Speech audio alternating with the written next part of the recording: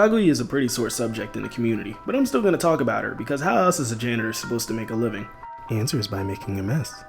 So, in chapter 679 of the original Naruto run, Kaguya Otsutsuki makes her grand entrance into the story, and it's immediately conveyed to the reader that she's on a level unlike anything we've seen before, having chakra far greater than even Madara Uchiha, who many in the community would have considered to be too strong for our protagonist, since, just like Kaguya, he could have only been defeated by sealing him with the Sun and Moon seals granted by Hagoromo. I mean, this is the mother of the Sage of Six Paths, who up to this point has been something of an urban legend, too mythical to be true in the eyes of your average shinobi. And Kaguya as a character is meant to feel foreign, a god amongst human and a progenitor to everything chakra because she, in terms of power and literally speaking, is out of this world. And come time for the Boruto series, we learn that not only is there more beings like Kaguya that exist out in the universe, an entire clan in fact, but she's actually a low-ranking member of this collective, used as nothing more than a human sacrifice to further widen the gap between the classes. But despite that, she managed to snatch Ishiki's legs from beneath him, the strongest Otsutsuki yet, and steal the chakra fruit, leading to the question many others like myself have asked, how strong is Kaguya in comparison to the rest of the clan? Hey, what's up guys, it's Momoshiki, the miso ramen with extra chashu eating janitor, and today we're going to be scaling Kaguya in relation to her clan and seeing just how she stacks up in a 1v1 scenario. Of course, I'm sure someone's going to disagree with my ranking, and that's fine. I'm genuinely curious on what you guys think regarding the matchups presented, so definitely let me know down in the comments below. But if you enjoyed the video and what we do here, just talking Naruto, and of course other series as well, then maybe give this video a thumbs up and subscribe so you'll never miss another video here on the channel. I won't hold you guys too long though, you clicked on Kaguya's face, so let's get back into the video. Thanks guys. So Kaguya, before we even begin to go over her potential, let's go over the itinerary for today. We're going to be pitting her up against all of the Otsutsuki that we see in the series, even including direct Otsutsuki descendants like Indra and Ashura, as well as those who have ascended to the mark of Otsutsuki, like Madara and Obito, which is possible as explained by Ishiki in his final message to Code. I'll also be going over each battle in order from the weakest opponent Kaguya has to face and capping off with the strongest opponent and seeing how she fares along the way. So this will be a bit of a double scaling video for the price of one, a twofer if you will, since we'll be ranking the Otsutsuki Clan also. Before we get into the beatings that will ensue, let's go over Kaguya first since there are certainly a couple of things to consider. First and foremost, the state that Kaguya arrived on Earth in. And what I mean by that is whether or not she possessed the Rinne Sharingan, which many associate with her having already eaten the chakra fruit, thus awakening the dojutsu and propelling her to a completely new tier of power. The reason I have for questioning this is because of episode 460 of the Naruto Shippuden anime, in which Zetsu tells us her backstory. In this episode, she arrives to Earth in what appears to be her base form for her. This episode recounts Kaguya's first contact with the humans of Earth, falling in love with a man, becoming pregnant, inciting a war, and it culminates in her eating the chakra fruit as a means to increase her power and protect herself from an army of soldiers from the land of that. So, I'll start by saying that none of this happens in the manga, and most of it actually conflicts with the information that we have now as of Boruto chapter 80. The biggest issue is the fact that Kaguya should have already possessed the Rinne Sharingan before coming to Earth and eating the chakra fruit. And the reason I cite for this is what we see in the Otsutsuki hub dimension where Jigen keeps the Ten Tails. Momoshiki suggests that he has no knowledge of where the Ten Tails is hidden, so maybe he's unaware of this hub world's existence, meaning that it belongs to Ishiki and not the clan as a whole. But it's also stated that Jigen could control the dimension's coordinates in order to reduce the risk of intrusion should someone learn of its existence. So that could serve as an explanation for Momoshiki's lack of knowledge. But in this dimension are holograms and stone tablets of each Otsutsuki that have invaded Earth in the past. The holograms appear and show what each Otsutsuki would look like in their base form, and Kaguya is displayed already possessing her Rinne Sharingan, which, unless Jigen went in the system and updated this information, she should have appeared as she does in the anime-only episode. In addition, her stone tablet is represented by her horns, which she supposedly doesn't get until she eats the chakra fruit. Again, unless Jigen is spending his time updating the holograms and stone tablets, which I doubt, or they update automatically, which I also doubt. Otherwise, Momoshiki would appear in his fused form, and Kinshiki would have a permanently shaved horn, two things Jigen never witnessed or else he would have known that Momo left behind a vessel with the karma. Then we'd have to consider this and all of the other anime-only episodes as non-canon, or else we open up a door for plot holes to begin appearing. Another thing is that, according to Amado, Kaguya betrayed Ishiki, leaving him in a near-death state, but in this filler, she ran from an army of men with spears and bows and arrows. We could chalk this up to her being pregnant at the time, but as soon as she ate the chakra fruit, dispatching of this army became no issue at all, so realistically it was a lack of power that kept her from doing so. I mention this because Jigen, not Ishiki, Jigen, who is significantly weaker, put the smackdown on adult Naruto and Sasuke, let alone Ishiki who, well, we saw how that fight went. This gap in power between base Kaguya and this filler, who struggled against primitive weaponry, and Ishiki is far too great for us to believe that she could have chopped him in half, power up, and then still lose to weaker versions of Naruto and Sasuke than he did. So, from this point forward, we'll be considering this filler backstory as non-canon and resume under the presumption that Kaguya had already had the Rinne Sharingan before she betrayed Ishiki, but powered up again after eating the chakra fruit and siphoning the power from every being on the planet, which makes her seem a little bit more formidable since the anime unintentionally makes her look pathetic. Especially since even after she eats the chakra fruit and has two sons strong enough to eventually defeat her, she still feels it necessary to amass an army just to compete with Momoshiki, Urashiki, and Kinshiki. So we're gonna have to put a little respect on Kaguya's name since the anime neglected to do so. Okay, now that that's out of the way, let's see just what she's capable of. So, of course, as I mentioned earlier, she cuts Ishiki in half, and how she managed to do so is a mystery given what we see from Ishiki later on, but she still managed to do so regardless. But in her very first appearance, Kaguya shocked the best of the shinobi world just with her existence, as we see when the always cool-headed Sasuke is in awe that such a person can even exist just by the feeling that her chakra gave off. She hadn't even blinked yet and already Sasuke was shook, understanding that this is by far the greatest threat anyone had ever seen before. Kaguya then began to flex by displaying her first of many but ultimately useless ability when she summons one of her 6 dimensions, that being one with a sea of lava in an attempt to surprise Team 7 with this attack. In addition to her lava dimension, she has one of ice, which immediately freezes those she's trapped into it. She has the desert dimension, which isn't exactly harmful, just really hot, but not as hot as lava. There's the dimension where gravity is increased astronomically to the point that even Kaguya is bogged down by it, which can be useful for pinning down enemies, making them stationary targets, but again, so is she. There's also a dimension with an ocean of acid, and one final dimension full of your everyday mountains, which serves as a link between the other 5 dimensions. In addition, she herself can teleport effortlessly between these spaces, using them as a personal portal that she can manifest. The big drawback of summoning dimensions is that it's not only a massive toll on her chakra reserve, and one that I'd say isn't even worth it since it never really managed to do any damage, even with Sharingan-less Kakashi being on the battlefield, but anyone who's quick enough or who possesses space-time ninjutsu, which most Otsutsuki have, can follow her. And if her opponent can fly, then a sea of lava or acid is honestly a non-factor to them. But again, against Ninja, this is an almost guaranteed insta-kill, since we see that Sakura would have succumbed to the lava if it weren't for Kakashi. But if that didn't seem like a broken ability to you, then no problem, because she also has the ability to create essentially a Big Bang, which will destroy whatever dimension that she's in the process of creating a new dimension. And even sealing Kaguya wasn't enough to stop this cataclysmic event, so the only way to avoid being a casualty of it is teleportation or some form of reverse summoning to a different dimension entirely. Since after Team 7 and the Tailed Beast are extracted, we are left to believe that this dimension fell victim to Kaguya's attack, giving way for a new one.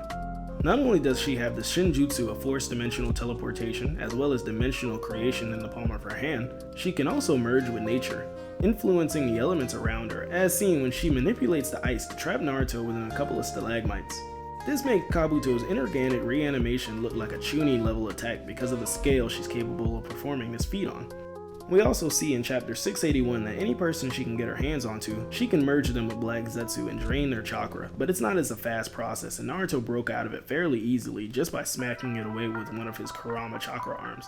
She also has her hair needles, which are quick enough and precise enough to tag Sasuke and his Hawk Summon through his Rinnegan Amp Susanoo, striking their chakra points from a massive distance while also in motion to protect Naruto from being hit. Aside from that, Kaguya possesses a massive one-shot technique, that being her Bone Ash ability. This thing is deadly to anyone unable to compete speed-wise, as she can practically spam it, turning it into a flurry of insta-kill attacks, quick enough to catch even Naruto's shadow clones lacking. The way this ability works is by Kaguya disconnecting and removing the seamlessly limitless bones throughout her body. You guys seen the Kimimaro fight, I'm not going over this. If you haven't already, go watch the Kimimaro fight. What are you doing? Why are you here? Go away. And then come back and watch the rest of the video. But unlike Kimimaro, she can use these bones as projectiles against her opponent. Whenever said bones make physical contact with a living being, they nigh immediately turn their target into a pile of ash, unless you're the literally unkillable Obito Uchiha who took a little bit of time to crumble. Speaking of unkillable, she's immortal, meaning that she can't exactly die. It doesn't mean that she can't be beaten, but it all but ensures that more times than not, her opponent at most will tie unless they have a few hacks themselves. If her opponent can't seal her, then they can't defeat her, plain and simple. So not a lot of win cons for her opponents. Meanwhile, as we went over, she's got more than enough options for taking out her competition, and this is why she's a monster. Also, she can fly. So that's it for her abilities, and the list is surprisingly short for a being of her caliber, but the power she does display is larger than life in terms of the ninja world we'd seen up to this point. I don't intend to downplay Kaguya. She went up against the strongest people in the verse at the time, that being the main antagonist of the series, the two deuteragonists, the Leaf's next Hokage, and the world's best female ninja, who all had support from Kaguya's own son, who happened to have the one tool capable of sealing her away forever. So, for someone with all the disadvantages in the world, she definitely put up a respectable fight. Unfortunately, she has a major list of shortcomings to consider. For one, Kaguya is not so smart. In fact, Zetsu formulates most of, if not all of her tactics, and he's no genius either. For someone who spent all of Shinobi history plus just observing, collecting information, and constructing history itself, Zetsu seems to have no real plan in place for defeating any of his opponents. I don't expect him to be Batman, but he doesn't seem to know any of their weaknesses or what makes them tick. Rather, he just smugly spouts a bunch of nonsense about Kaguya, but he doesn't seem to really know any of their weaknesses or what makes them tick. Rather, he just smugly spouts a bunch of nonsense about Kaguya and him being unstoppable the whole fight, and then acts surprised every time he's fooled or Kaguya gets blitzed. Which, speaking of being blitzed, Kaguya's speed is really good at times, like when she reacts to Sasuke's teleport Chidori combo, or when she's about to be sealed and begins to fly upwards to avoid it. But the rest of the time, her physical feats are not so impressive. She's hit with head-on attacks numerous times during the battle, and even attacks like Sakura's punch weren't slow enough for her to evade, which she should have seen as coming with her Byakugan and should have decided to teleport at least just her when she realized that an attack like that was coming from above, like she did to Sasuke when he attempted to hit her with a Chidori.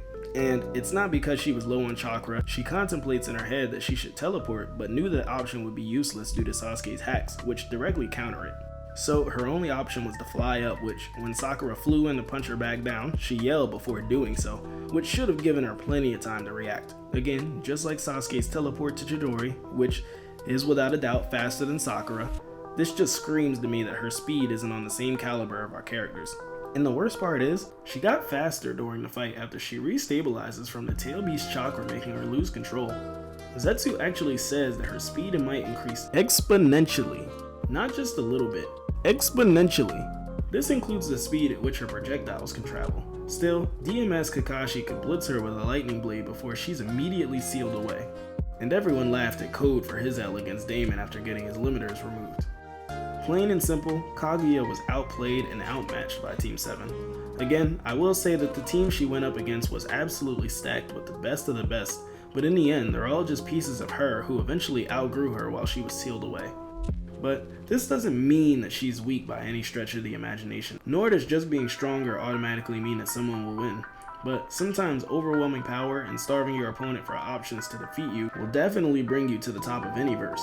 And as we'll see, there are plenty of people on this list who pale in comparison to the Otsutsuki Kaguya. And the number one candidate on that list, the weakest Otsutsuki by far, is going to be your boy Oroshiki. Yes, I know he's a filler character. Yes, I know his scaling is inconsistent. In the end, he lost to a fatigued adult Sasuke who was on the verge of death mere moments before the fight. Base Jiraiya, who almost died trying to subdue Four Tails Naruto, Pre-Karma Awakened Boruto, and One Tail Chakra Cloak Naruto. This is a pitiful lineup. It makes him look like a chunin in comparison to everyone else on this list.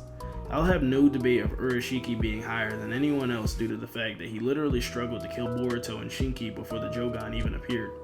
His best feat is bodying Base Toneri, which isn't much considering Toneri and Base would be the lowest member on this list, but I'm aiming to rank everyone based on their most powerful forms. So I'm sure that Oroshiki was meant to be scaled alongside Kinshiki, but his feats just don't support that line of thinking, and in the end, Kaguya should have an easy time taking him out physically, since we know that she has the capability to rip durable enemies in half, or one-shot him with her Bone Ash technique, which DMS Kakashi failed to dodge, since Kamui had to passively activate.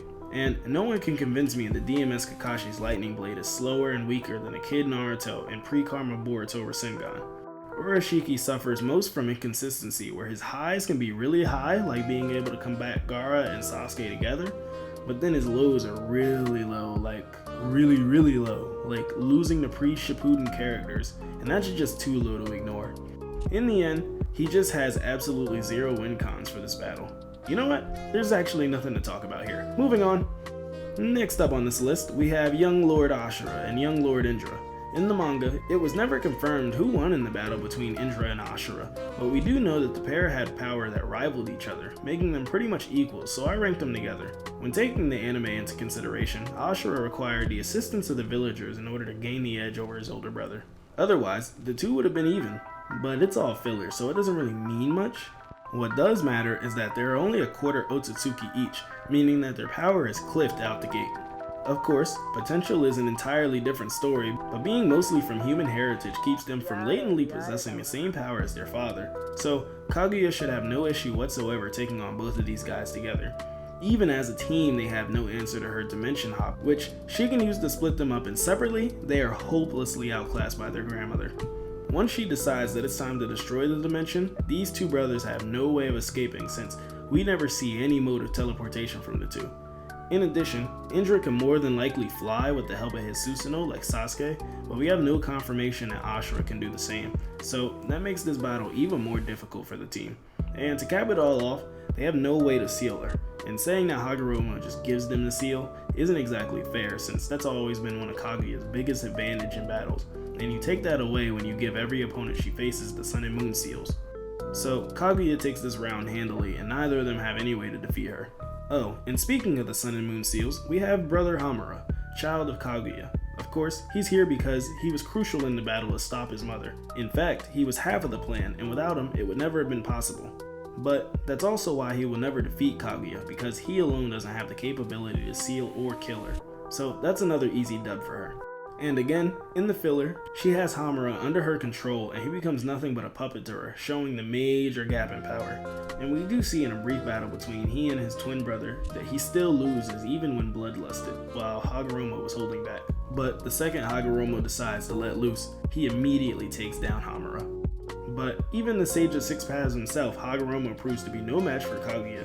We see that in chapter 657 of the Naruto manga, he claims that Madara was nearly approaching his power and seeking Kaguya's power, before the Uchiha had even absorbed the God Tree, implying not only that Kaguya is superior to him, but that when he does absorb the God Tree, it should bring Madara even closer, if not at or above Hagoromo's power. And the second Madara is used to revive Kaguya, she's noted as being far and away so much more stronger than Madara was, scaling Hagoromo just blatantly below his mother. Plus, he required the assistance of Hamura to seal Kaguya, which he won't have here. And as much as I would love to scale Ten Tails Jinchuriki Hagoromo, he's completely unquantifiable, so I won't. As I'm sure you can already tell, this is the part of the video where things become a lot less muddied by filler. But next up, we have Kinshiki Otsutsuki. Now, I know many people believe that because Shippuden and Boruto are roughly 15 years apart, with people like Naruto and Sasuke becoming more experienced and having years of training under their belts, that all of these characters are automatically Otsutsuki level, but that just isn't the case. Otherwise, the new gen Gokage would have been more involved in taking down threats such as Ishiki, whose singular goal threatens the entire planet. But you can't soundly convince anyone that the same team that disabled Kinshiki, that being Gaara, Koretsuchi, Chojuro, and minor support from Sasuke at the end, would be capable of performing the similar feat against Kaguya. In the same vein, they are shown to be heavily capable against a combatant like Kinshiki, due mostly to tactics which, as we've seen time and time again, can close the gap in power drastically. But he was just slapped around silly for 10 pages and then kept restrained in a sand coffin by 3 Kage, who are by no means Otsutsuki busters, which is just pitiful. The only reason that he's ranked higher than those beneath him on his list is because he throws hands with Sasuke twice and isn't immediately dispatched of like those beneath him on this list would have been. Now, how does he fare up against Kaguya? Well, in terms of feats, Kinshiki has nothing on Kaguya. Now, being flashy certainly isn't everything, but based on his performance against the Gokage, he appeared to be a one-trick pony with his strengths being mainly in close-range combat. He has the ability to formulate any close-range weaponry purely out of chakra, with two-handed being his primary weapon of choice. Unfortunately, weapons aren't going to be of any use against a being who can fly, let alone one who technically can't die. She can be dismembered as seen when Naruto cuts her arm off, so a case could be made for maybe immobilizing her, but otherwise, it's been said numerous times that the only way to defeat her is to seal her. The only other way I could see her being defeated is if Kinshiki were to immobilize her and then forcibly feed her to the Ten Tails. But that's assuming that he has the capability to do so, which I honestly can't see him doing if she remains out of his range and spams Bone Ash attacks at him, or messes with his chakra points with her needles. Kinshiki's only win con relies on two big what ifs, whereas Kaguya could realistically end the battle in a number of ways. So even if he may potentially be a match for her in speed and power, or even superior due to Kinshiki keeping up with a much stronger Sasuke than the one that Kaguya fought, I just can't realistically see him pulling off the two requirements necessary to defeat her and walking away with a W. Not single-handedly anyway. He works better as a support, providing pressure to his opponents while his superior partner capitalizes, dealing the finishing blow or sealing the subject when an opportunity presents itself. And now that I think about it actually, Momo and Kinshiki don't have access to a Ten Tails. In chapter 54 of the Boruto manga, Momoshiki states that he has to find where Ishiki is hiding the Ten Tails, which implies that he just can't go back to wherever the Otsutsuki operate out of and get his own. So, Kaguya definitely takes this one as well. Up next, we have Obito Uchiha, who ascended to Otsutsuki in chapter 638 when he completely absorbed the Ten Tails into himself. The question is always Madara versus Obito, but honestly, many attribute Obito's capabilities to DMS Kakashi, which is a reasonable conclusion to make because we can see the potential that both of his eyes together hold when used effectively in battle. But the entire time that Obito possessed both eyes, he exhibited no such feats, and that mainly comes down to him not having a perfect Susanoo. You know, the one with Kamui shurikens. So, what is he left with? Well, in his strongest form, his stabilized Jubi Jinchuriki form, he can't even use Kamui, Obito's best asset. But, in exchange, he does gain an immunity to all ninjutsu, and the only thing that can harm him would be senjutsu, aka nature energy, or, of course, any higher forms above that, such as shinjutsu. In addition, he also possesses the Rinnegan, which mostly acts as a stat buff for him rather than its true utility that Naruto has come to be known for. The main use of his attacks are his truth-seeking orbs, which decimate anything it touches and nullifies anything that isn't Sage Jutsu or higher. The reason that Obito is ranked above the likes of Kinshiki is because he performed much better against a team of 4 former Hokage, 2 future Hokage, the 5 Kage, Taka, and the entire allied shinobi alliance than Kinshiki ever did against a team of adult Chojuro, Kuretsuchi, Gaara, and Sasuke. So, how does he stack up against Kaguya? Not well, actually. For one, Madara witnessed the carnage that Obito was inflicting and still felt confident enough as a nerfed Edo Tensei to usurp him as the host of the Ten Tails, despite the fact that he was strong enough to warrant the might of the entire Shippuden allied shinobi forces, which everyone beneath him on this list could never. Statements aren't everything at the end of the day, but when we consider that Obito lost to the same Naruto and Sasuke that Madara with only 1 Rinnegan and Hashirama Sage Mode was able to dispatch of in a matter of minutes, it becomes quite clear that Jubito can't even hold a candle to the likes of Kaguya if he's this far beneath his mentor. And even if he did stack up in terms of stats, like many others on this list, he has no way to seal her, leaving him with a tie at most. An argument could be made that he may be able to immobilize her with his truth-seeking weaponry if he manages to land a few good hits on her, but he has no real speed feats to suggest that he's capable of doing so. And even if by some miracle he manages to do so, he's still incapable of sealing her. But he isn't on her level in terms of speed nor strength, and realistically gets blitzed from behind and drained of his chakra or turned into ash before he can react, seeing as how she did the same thing to a much stronger version of Naruto and Sasuke than Obito lost to. I think Obito is certainly strong, but he just isn't on the level of Madara, let alone a full-blooded Otsutsuki like Kaguya. So she takes this one pretty easily as well. But speaking of Madara, once he does take over as the Ten Tails Jinchuriki, he is many times Obito's superior, nearly killing Sasuke and Naruto, who required god-level amps in order to even fight with him, forcing him to level up again by absorbing the God Tree and taking back his second Rinnegan from Obito. This is the form that everyone in the community refers to as Three-Eyed Madara, who's completely unquantifiable. But I digress. We know that he has 4 Limbo clones instead of the 1, and he whips out a catastrophic Chibaku Tensei, which doesn't capture or kill anyone, but more so serves as a distraction for him to cast the infinite Tsukiyomi on the moon. And 6-Pass Naruto pretty easily destroys them with a flurry of Rasen shurikens.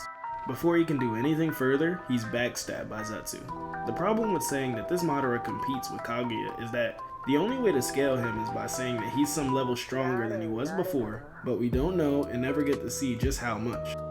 At most, you could say that because of the brief instance that we see Limbo versus Naruto shadow clones, that Madara is around comparable to 6 Paths Naruto, since it seems to be a stalemate, which doesn't bode well for him if Sasuke joins the fight. But we do know for a fact that once Kaguya appears, both Naruto and Sasuke immediately note that the chakra is way stronger, and the reason that Madara grows all huge like he's an overstuffed Build-A-Bear is because his body can't handle the level of intensity of chakra that Kaguya possesses. But enough of that. How does he stack up? Well, he stands a whole hell of a lot better of a chance than everybody else on this list, but my first question is, what does he and his Limbo clones do when Kaguya forcibly teleports him to the Ice Realm? Sasuke was able to break himself free with the Amaterasu because it doesn't require him to move at all to use. Madara has no such ability in his arsenal, and since he can't move his neck nor his mouth, Light Fang is off the table. He relinquished Obito's Sharingan, so no Kamui either. So that's an immediate dub for Kaguya that Madara nor anybody else beneath him on this list is able to answer to, except for maybe Urashiki since he can open portals. But let's say that Kaguya doesn't use this ice dimension for whatever reason against Madara. Well, like I said before, her reactions are crazy as we see when Sasuke teleports to her and attempts a Chidori strike but is removed from the battlefield. But when she spams Ami Naminaka, she exhausts herself, and this is around the time that her fighting becomes sloppy. But the biggest inexcusable thing that we see is that she's blitzed by 6 Paths Naruto, who we ballpark to be around Madara's equal. But the problem is that Sasuke teleported to Kaguya and attempted a Chidori, but she reacted to it. But Madara was flying towards Kakashi, Sasuke flew up behind him, Chidori cut him in half, and Madara couldn't even avoid it. It's been debated whether or not Madara even cared if he got cut in half, but if he could avoid being cut in half, then why would he not do it? It's one of those weird things that it's headcanon to assume that Madara just didn't care, especially when we've seen him dodge just about every other attack. So if we highball him, he should be around 6 Paths Naruto speed, who we've ballparked to be around Madara's level. This should mean that just as Naruto was able to blitz Kaguya, a feat of this caliber should be possible for Madara, but the problem is that even after he does such a thing, how does he seal her? This is me being generous enough to Madara, but not considering the fact that she grew exponentially stronger and faster during the fight, after already being in a different league than Madara when she first appeared. So realistically, he should never be able to keep up. But even if he could, he has 0 win cons, no way to escape her dimension, and 0 way to counter being instantly trapped in Ice Cap, which even Kaguya herself was trapped in and had to teleport out of. So this one Kaguya takes as well, though he puts up a much better fight than Obito. So this next one's a controversial one, and that's going to be Toneri Otsutsuki. Ever since the last came out, there's been a lot of debate on whether or not Toneri was stronger than Kaguya, but I don't know if I can even say that he's stronger than Hamura, who's very much weaker than Hagoromo, who's self-admittedly weaker than Kaguya. Now, Toneri with the Tenseigan implanted is a completely different story. I don't plan to spend too much time on him, but it seems as though I did based on this script. But I will say that Toneri cut the moon in half with a single attack, which puts him above everyone else on his list, seeing as how Madara's greatest feat in terms of scale was his catastrophic Chibaku Tensei, not including the infinite Tsukiyomi of course. This puts Toneri well above him, especially since he fought Naruto with the entire Nine Tails, who should definitely be stronger than the Naruto we see in the war.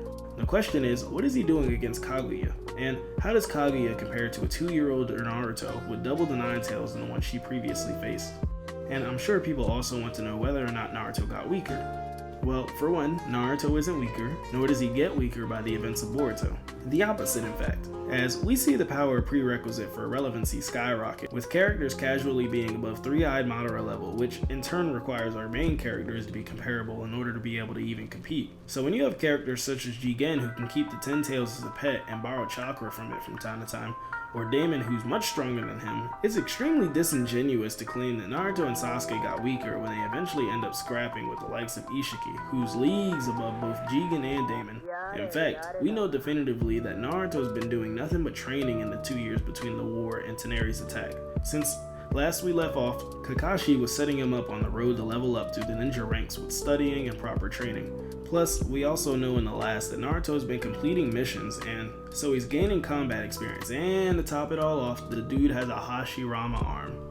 In contrast, a lot of people always point to him not having the 6 paths mode anymore, and this is the equivalent of Naruto being weaker, but no one can quantify if and how much that would be, and whether or not he's closed the gap in that time if there was one to begin with. But even so, during the last, Naruto still has his 6 path senjutsu as evident by him being able to fly. One of the perks of this mode, despite the fact that he appeared to be in traditional sage mode based on his eye pigmentation. I know, weird, but so is Sasuke turning off his Rinnegan, so let's not focus too much on that. But in Boruto, he doesn't have this pigmentation when in his Kurama Elite enhanced sage mode, but he can no longer fly, otherwise he would have in the battle against Delta when Hima was in danger. Another thing to point out is that the seals on their palms are gone, but that's not an indication of their power being gone as well, just that the sealing jutsu has just been completed. But even besides that, during the last, he still uses 6 path senjutsu, so realistically he could have only gotten stronger this time, if not equivalent to what he was during the war. So now that we've established that Naruto does not get weaker after Shippuden, let's go over his battle with Toneri. Well, the battle itself was quicker than it took me to explain why Naruto didn't get any weaker between the war and Boruto. And in all actuality, Toneri notes that Naruto got him in one punch. This comes off as an anti-feat for Toneri, but it's important to note that Naruto focused the entirety of his Nine Tails chakra into a single point, that being his fist before he delivered that first and final punch. And Naruto typically one-shots his opponents on a good day anyway. The important part is attempting to compare the last Naruto to Kaguya, which you can't, so I won't. So consequently, a lot of people attempt to fall back on feats and statements. In-universe statements, not advertisements. But on the feat side of things, we see Toneri clash with and cancel against Naruto numerous times, showing that he's on par with this Naruto, who I believe has gotten stronger since the war. This is important because Naruto, during the war, blitzed Kaguya like it was nothing, and for Toneri to then be on par with that Naruto just puts him above Kaguya in feats. The controversy has always been in determining whether or not he can defeat her. While I do personally think that Toneri is stronger and faster like many on this list before him, he has no answer to Kaguya's immortality. That's the biggest deciding factor in this battle, as while she may not be able to compete with him stat-wise, her hacks allow her to turn this battle into a draw at best. The Tensegan is just that strong and skyrockets Toneri to a whole nother league. But if Kaguya didn't have that immortality, this would be an easy dub for the weirdo on the moon. Also, Toneri split the moon in half, Kaguya is the moon, Toneri over Kaguya. Moving on. Oh boy, this is another tough one for me.